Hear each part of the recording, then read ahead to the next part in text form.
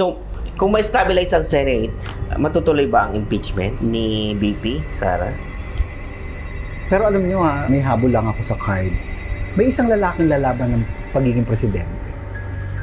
Sa Vulcan, magpapatuloy ang kanilang pagiging aktibo. Merong isang napakalakas.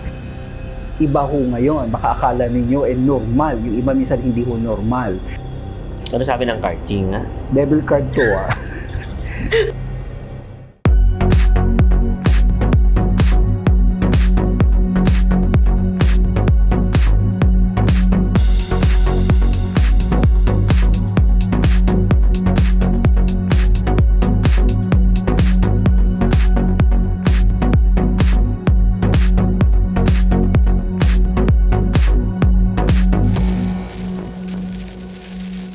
Ang pag-usapan natin ng government, pwede mo bang hulaan yung kaganapan sa ating government? May stabilize ba ang Senate leadership? Magpapalit na naman Oh, wala pang Senate President, may stabilize ba? Anong sinasabi ng baraha? Magulo pa rin. Magulo? Oo. Actually, magulo pa, pero may isang parang lalabas na ma-stabilize naman siya within a matter of maybe 3 weeks, 3 months. Pero magulo pa rin. Di ba, ang naupo, presidency, Cayetano ba? Walang Senate President, technically wala. Wala. Basta merong isa na nakikita ko na mailalagay this week. Meron. Maybe 2 weeks from now or maybe 3 weeks from now. Okay. So, ma-stabilize yung Senate. Okay. So, kung ma-stabilize ang Senate, matutuloy ba ang impeachment ni BP, Sara? Card reading po tayo, ha? Based sa card reading tayo. Mayroong group kasi na talaga, hawak na nga nila yung ganun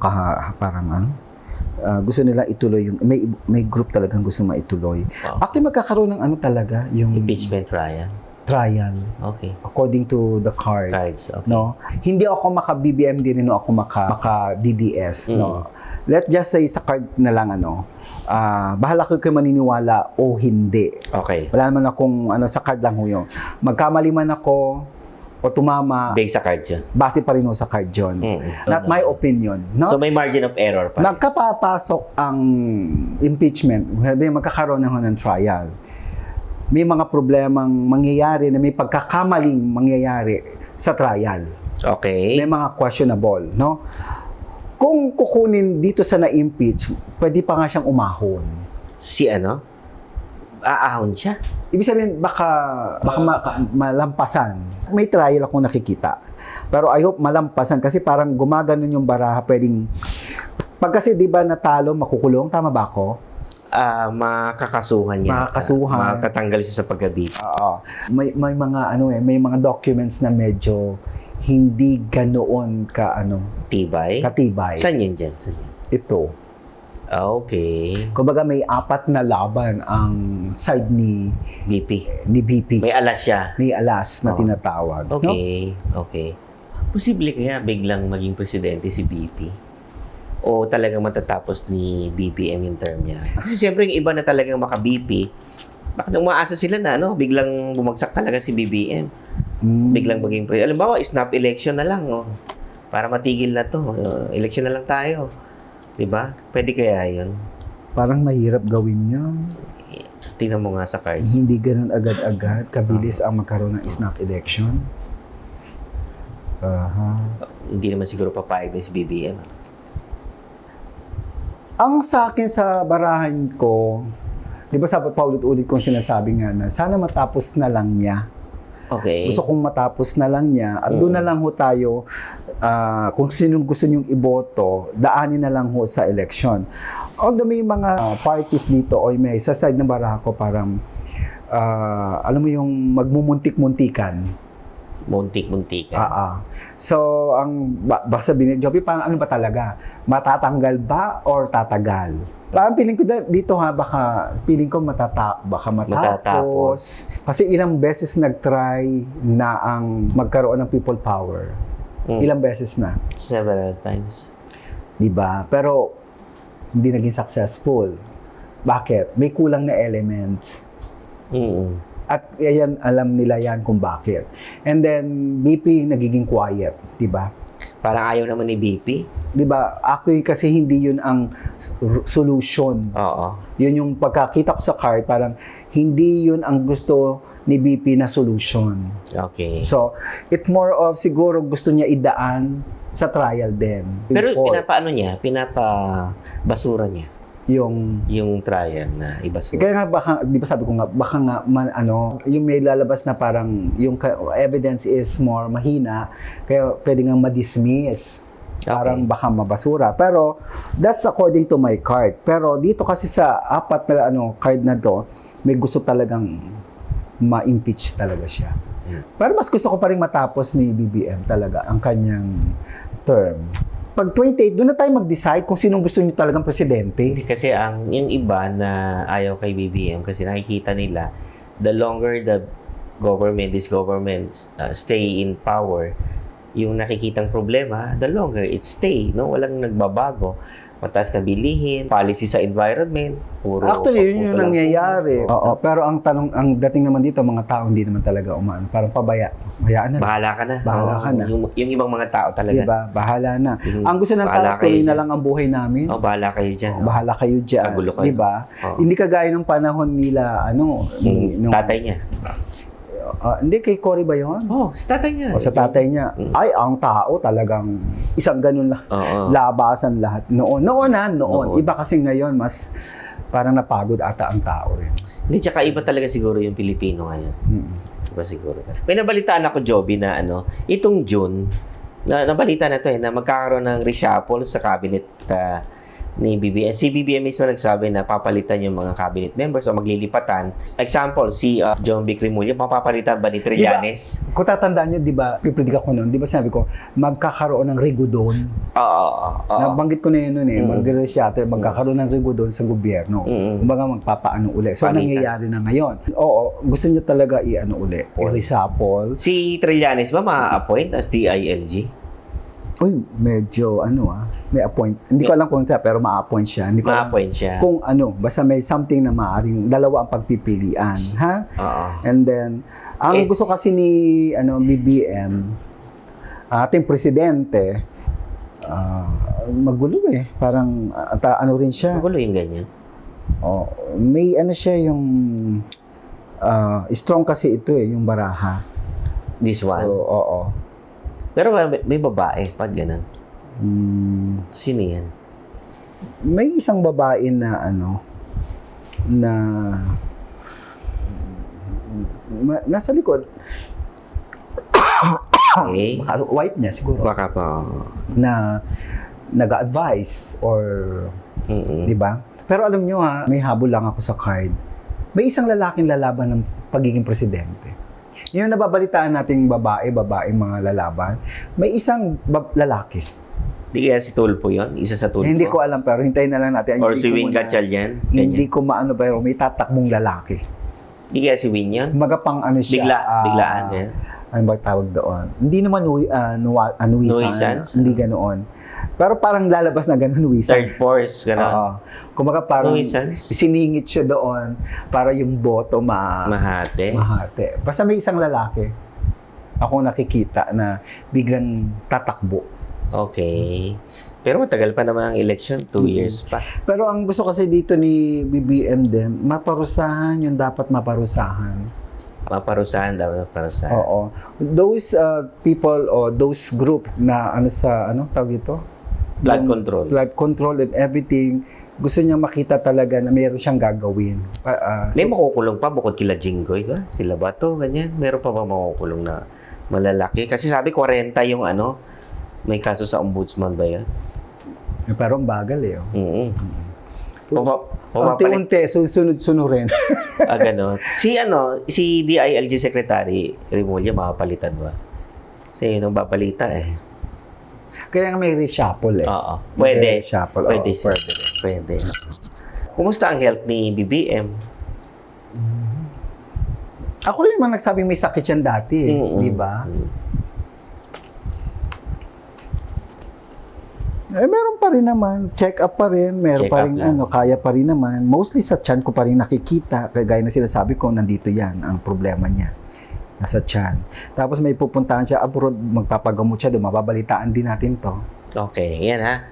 Mag-a-abroad, magpapagamot si Presidente sa ibang bansa. Abangan natin yan. No? Kunyari, pwedeng Singapore, pwedeng, hindi ko lang kung saan ba mas mauhusay. Si BBM pa ba, talagang pinapakita niya na magaling siyang mamuno, ano? Kasi panay ang ikot niya eh. Kung saan siya nagpupunta. Ako, gumagawa, kumikilos naman talaga si BBM.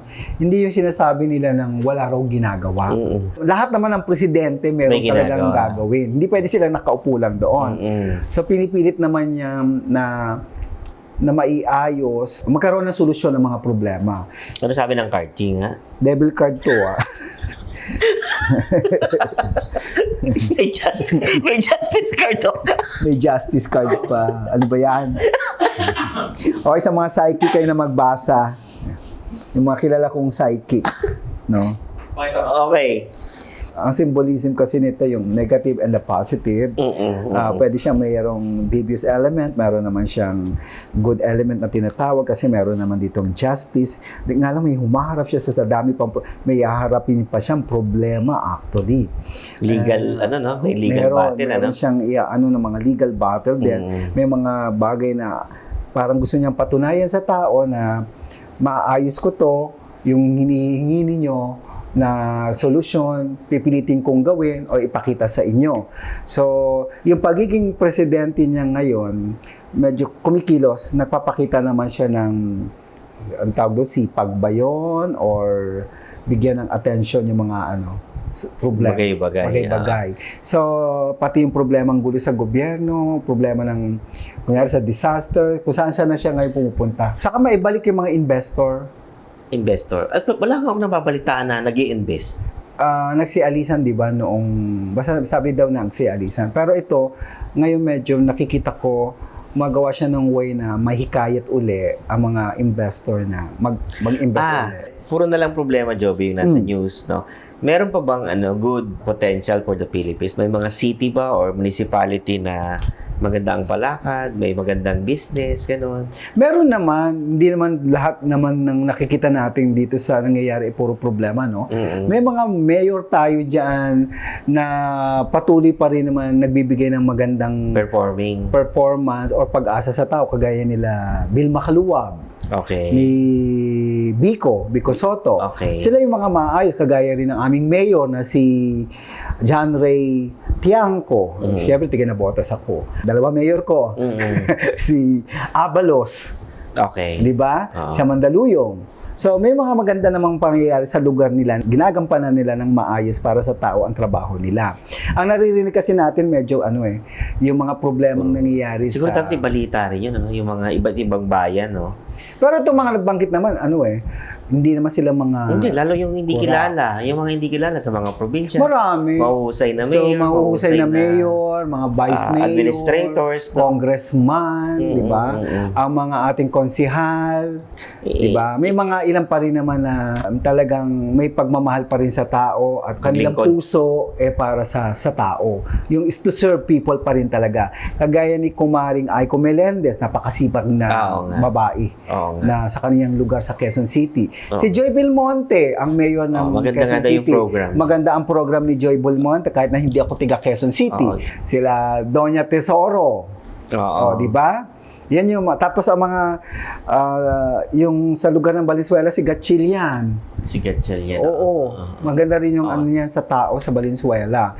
Okay, may iba tayong content. May mga politiko na may mga artistang karelasyon, no? Magtatagal ba itong mga to dahil sa kinakasakutan ng mga party yung nila? Partnership. Halimbawa, si Robin Padilla at si Robin Mariel. and Mariel, mananatili pa rin naman ang magiging strong. Strong ang relationship nila. Kahit na sabihin nating nababalitang babaero si Robin. Wala, likas naman yan kay Robin. Muslim naman siya, di ba? Well, kay Heart, sa kay Cheese, mukhang nakaano na sila, yung away bati na nagkabalikan sila, parang mas okay sila ngayon. How about Sharon and Kiko? Magpapatuloy pa rin kasi na may konti silang issue na nakikita ko dito. Parang may talaga? nararamdaman ako may mga issue sila, pero pag ganito may mabibigat na problema, they are both supporting each other. Talking about love team, may parang nirereto, no? Ewan ko kung ano yun sa social media. Si Risa Hontiveros tsaka si Win Gatchalian. Ano Ay, ba hindi to? ko Ano alam ba yan. meron to? Tingnan mo nga yung card mo. Ano ba meron sa dalawang yan? Baka mag-partner sa politics, no? Politics lang. Tatakbo kasi si Risa as president. President or the vice president. Baka sila yung Tandem. Okay. Gimmick to. Pwede Pwedeng siya maging gimmick. Oo. Mag-click kaya si Risa. In-endorse din siya ni Nino? Senator Trillanes. Talaga? Oo. Mag-click kaya yan? Hindi pa ganun ang tao. Hindi pa, Hindi pa 100% hindi pa. judgment pa nga. Okay. How about si yung mga may kaso doon sa ICC, mahuhuli ba talaga si Senator Bato? O dito na siya lilitisin sa Pilipinas?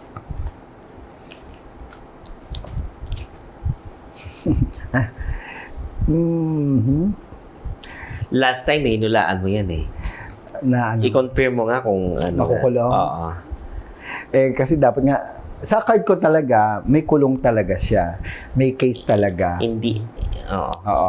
Pero yung pagpunta doon, Hindi pa sure. hindi pa sigurado na mapunta siya doon. Pero parang medyo sa part ng barahan niya, hindi ko malam pa paano napigilan or maaaring malusutan pa nga ni Bato, ni Senator Bano. Labas na siya. No. Malulusutan niya pala eh. Ha? labas na siya, malulusutan niya pala eh. Oo. So, ang lang talaga, pag medyo mahuhuli, may nakita kong kulong kapag talagang, may kulong ako nakikita talaga. No? O, huwag na siya lumabas. Okay. Baka Anyway. sana hindi siya madala doon, ha? Kasi meron siyang Baka di siya madala. ma-ICC. ICC. Meron siya, oh. Oh. Okay. Kasi diba, habagat na. Meron ba tayong matitinding baha, no? Bagyo. May El Nino tayo sa last quarter of the year. Meron talagang baha. May mga... Kasi, di ba sabi ko, ang problema ngayon ng mundo, di na matatawag nating hula, dapat yan. Tubig at tubig at tubig pa rin talaga ang magiging parang disaster. Yan, tubig. Sa buong mundo, puro baha na yan. Kasi one way... barado mga kanal, marami mga establishmento na puno, pinutol, marami yung nasira na yung ating environment. Tapos, bulkan, magpapatuloy ang kanilang pagiging aktibo, merong isang napakalakas, Visayas area ata. Pero may naramdaman ako na wag naman sana mangyari, yung parang magiging aktibo uli, ng konti lang naman, parang magpapausok lang, yung Mount Pinatubo. Talaga. Baka biglang may gumanon lang. And then, yung Mount Mayon, patuloy pa rin siyang, pa rin, aktibo. Actually, normal naman yan kasi dati naman aktibo yan, di ba? Medyo may lakas din ako nakita sa Taal uli. No? Saka yung Mount Apo, okay. medyo baka Mount mag-aktibo. Apo. Tapos Mindanao hindi lang yan, yun, oo. Meron din sa ibang bansa, sobrang nakikita ko na disaster na napakalaki sa ibang bansa. Ay medyo Asian country yung nakikita. Sa Pilipinas, ang may lindol medyo makakaranas tayo ng lindol, pero hindi pa rin matatawag nating big one. No. Ang inaano ko yung tubig, mas doon ako nababahala sa tubig. Yung pagkabaha or contamination ng water, yon. Saka yung baka magkaroon ng crisis in water also. Umulan na lang na siya ng umulan para okay na mag-brown out, wag lang mawala ang tubig. Kasi kayang tiisin ng tao ang brown out. Sa magulo ang nakikita ko na papasok na susunod na after the second quarter, medyo may konting gulo pa ako nararamdaman. Hindi ko alam kung ano itong gulo. Pwede ang gulo nito may kinalaman sa mga mangyayari sa atin. Gulo? Gulo. Kasi magulo to. May gulo pa. Wait, Na after 2 weeks or maybe after 2 months o kaya after the second quarter, may mga parating pang gulo. Kunyari, gulo sa gobyerno, pwede rin naman gulo sa economic, gulo sa mundo. Pero medyo yung world medyo magaganon muna. So, hindi uli aatake ang US? Parang tahimik ngayon. Tahimik. Kasi nagkakaroon na ng economic, global economic problem. Oo. No? Globally na talaga. So naisip-isip nila na hindi... Teka muna. Teka muna, naapektuhan tayo, naapektuhan yung ibang bansa. Ang mga tao, di ba, mostly doon ang power sa mga tao, ang pera nanggagaling sa Business So, activity. this is business. Everything is about business, no? Even war is all about business yan. No? So, napagkwento natin bago tayo mag-start, no? Ang bilis ng oras. Is it because we are so busy?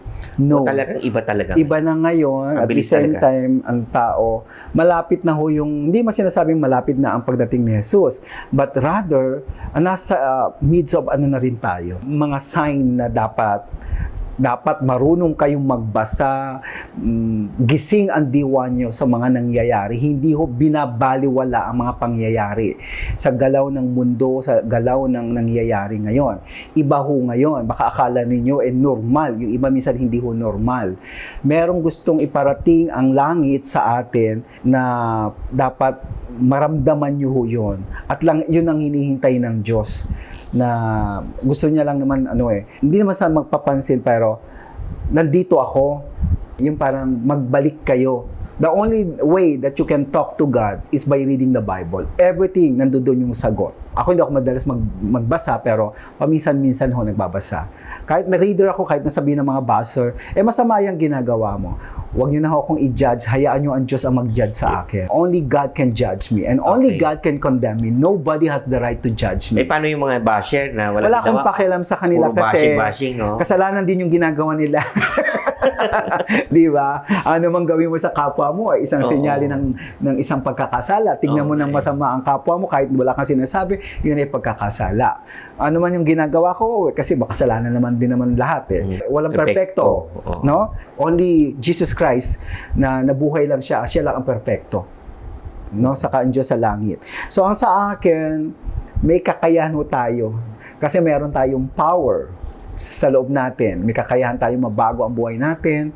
May kakayahan din ho tayo maramdaman ang nasa paligid natin kung dapat ba silang paniwalaan o hindi. Siguro, Joby, bigyan natin ng hope yung mga nakikinig, nanonood sa atin. Bigyan natin ng positive vibes, no? Yung ating mga viewers. Kahit na magulo yung mga leaders natin, at the end of the day, mga Pilipino tayo, dapat magtulungan pa rin. Ikaw, ano masasabi mo para mas maging maayos yung buhay nila at ng lipunan natin? Wala, ang sa akin naman parati ko naman sinasabi, di ba? Isentro nyo po ang Diyos sa buhay ninyo, sa Jesus Kristo. Kaanumang klaseng relihiyon meron kayo, iisa lang naman ho ang gumawa sa atin. Lagi ho lang ho kayo magbasa ng Biblia, gawin nyo siyang araw-araw. Kasi sa Biblia ho, doon nyo makakausap ang Diyos. At lahat ng katanungan ninyo sa buhay ninyo, ando doon ang sagot sa Biblia. Kasi ayun ang pamamaraan ng Diyos na kausapin tayo. God bless you, everyone. God bless. Okay. Hello. Alright. Yun na yan. Okay. Tara.